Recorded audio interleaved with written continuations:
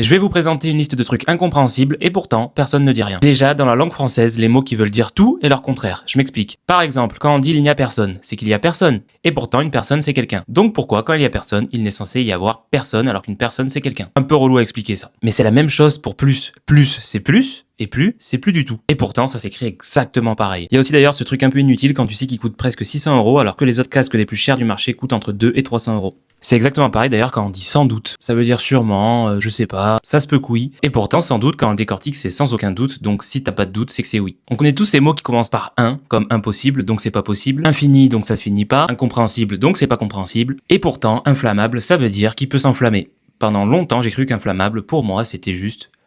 je sais pas. Le fait que les Français aimeraient que tout change, mais que ce soit toujours les mêmes têtes qu'on voit sénateurs, députés ou même ministres. Le fait que des billets de train SNCF coûtent plus cher que les billets d'avion. Ou alors le fait qu'on appelle un concours Miss Univers alors qu'en fait, il y a que des terriennes qui s'y présentent. En tout cas, si t'as des réponses à ces trucs incompréhensibles, dis-moi dans les commentaires, je serais curieux de savoir.